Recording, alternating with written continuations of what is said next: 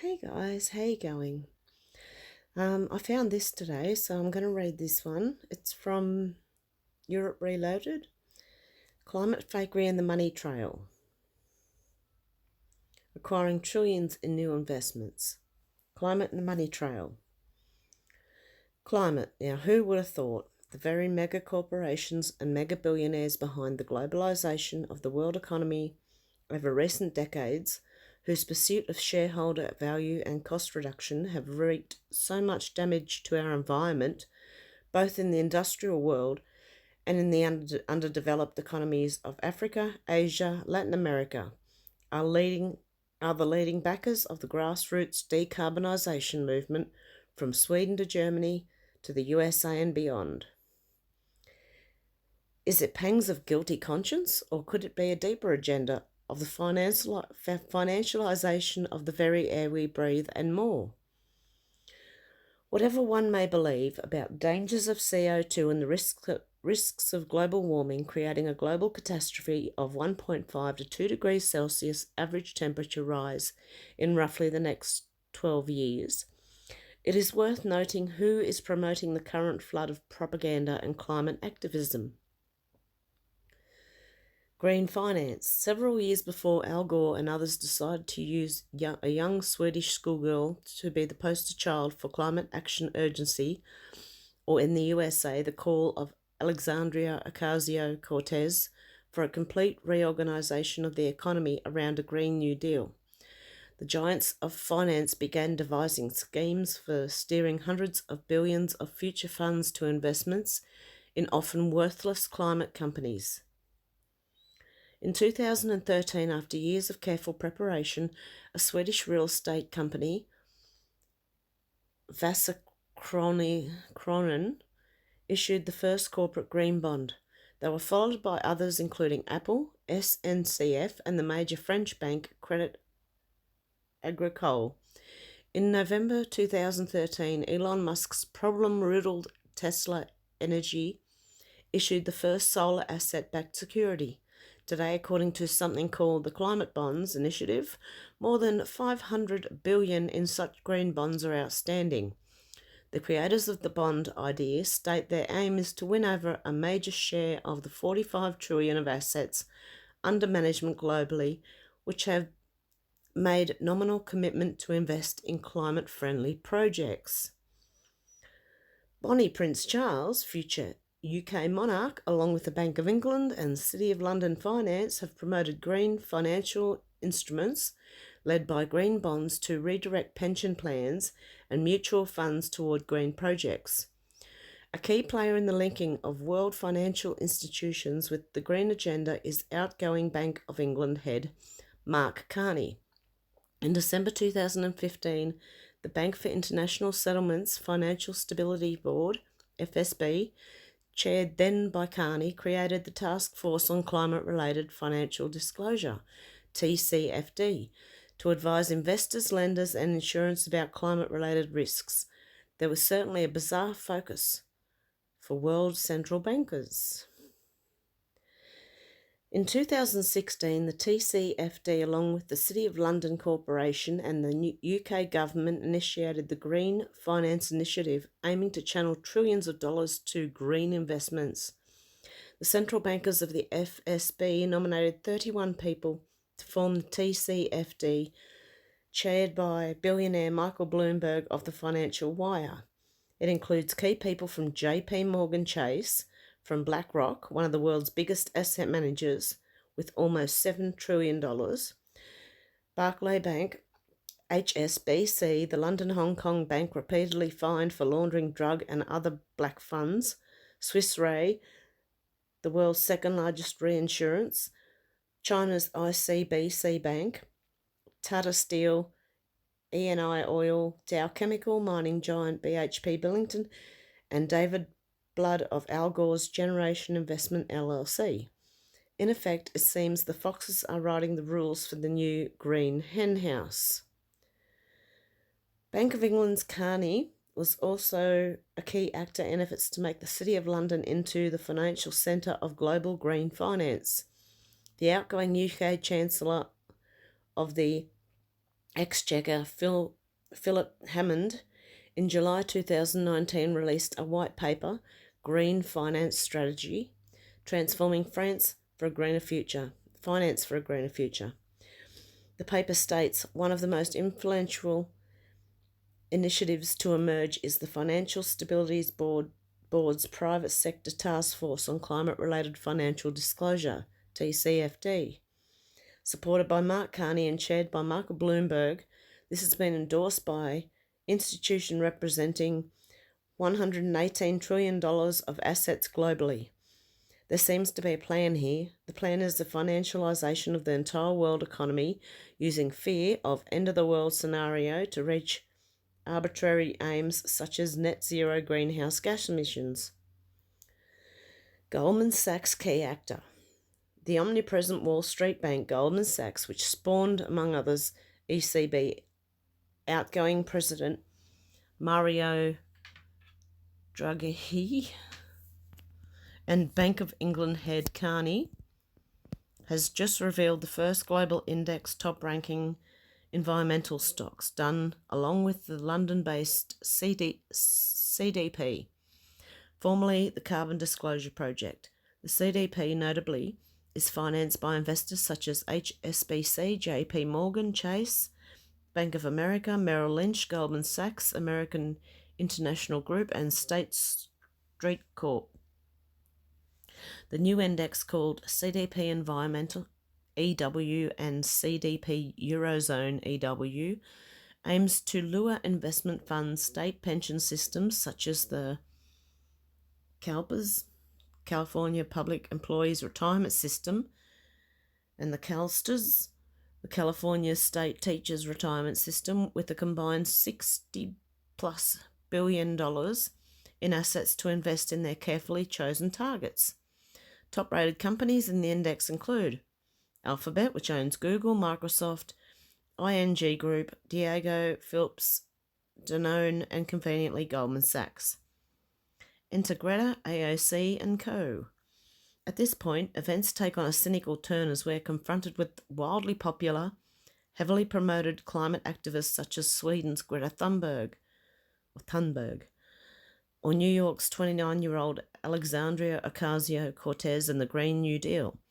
However sincere these activists may be, there is a well-oiled financial machine behind promoting them for gain. Greta Thunberg is part of a well-connected network tied to the organisation of Al Gore, who is being cynically and professionally marketed and used by such agencies as the UN, the EU Commission, and the financial interests behind the present climate change agenda. As Canadian researcher and climate activist Corey Morningstar documents in an excellent series of posts, what is at stake is a well-knit network that is tied to US climate investor and enormously wealthy climate profiteer Al Gore, chairman of the Generation Investment Group. Gore's partner, ex-Goldman Sachs official David Blood, as noted earlier, is a member of the BIS-created TCFD. Greta Thunberg, along with her 17-year-old US climate friend, Jamie Margolin, were both listed as Special Youth Advisor and Trustee of the Swedish We Don't Have Time NGO, founded by its CEO, Ingmar Renshog. Renshog is a member of Al Gore's Climate Reality Organisation Leaders and part of the European Climate Policy Task Force. He was trained in March 2017 by Al Gore in Denver and again in 2018 in Berlin. Al Gore's Climate Reality Project is a partner of We Don't Have Time. Congresswoman Alexandria Ocasio-Cortez, AOC, who made a huge splash in her first days in the US Congress for unveiling a Green New Deal to completely reorganize the US economy at a cost of perhaps $100 trillion, is also not without skilled guidance. AOC has openly admitted that she ran for Congress at the urging of a group called Justice Democrats. She told one interviewer, "I wouldn't be running if it wasn't for the support of Justice Democrats and brand new Congress." In fact, it was these organizations, it was JD and it was brand new Congress as well, that both they asked me to run in the first place. They're the ones that called me a year and a half ago. Now, as Congresswoman, AOC's advisors include Justice Democrats co-founder Zach Exley. Exley was an Open Society Fellow and got funds from, among others, the Open Society Foundations and Ford Foundation to create a predecessor to Justice Democrats to recruit select candidates for office. And the Open Society is run by George Soros. The real agenda is economic. The links between the world's largest financial groups, central banks, and global corporations to the current push for radical climate strategy to abandon the fossil fuel economy in favour of a vague, unexplained green economy. It seems is less about genuine concern to make our planet a clean and healthy environment to live. Rather, it is an agenda intimately tied to the UN Agenda 2030 for sustainable economy and to develop literally trillions of dollars in new wealth for the global banks and financial giants who constitute the real powers that be. In February 2019, following a speech to the EU Commission in Brussels by Greta Thunberg, then EU Commission President Jean-Claude Juncker, after gallantly kissing Greta's hand, appeared to be moved to real action. He told Greta and the press that the EU should spend hundreds of billions of euros combating climate change during the next 10 years. Juncker proposed that between 2021 to 2027, every fourth euro spent within the EU budget go toward action to mitigate climate change. What the sly Juncker did not say was that the decision had nothing to do with the young Swedish activist's plea. It had been made in conjunction with the World Bank a full year before in September 26, 2018, at the One Planet Summit, along with the World Bank, Bloomberg Foundations, and World Economic Forum, and others. Juncker had cleverly used the media attention given to the young Swede to promote his climate agenda.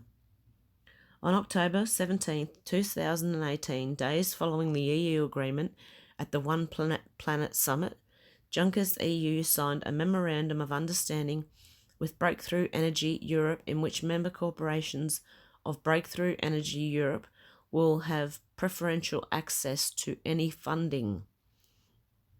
The members of Breakthrough Energy include Virgin Air's Richard Branson, Bill Gates, Alibaba's Jack Ma, Facebook's Mark Zuckerberg, HRH Prince Al-Walid bin Talal, Bridgewater Associates Ray Dalio, Julian Robertson of hedge fund giant Tiger Management David Rubenstein, founder Carlyle Groups George Soros, Chairman Soros Fund Management LLC, Masayoshi Son, founder SoftBank Japan.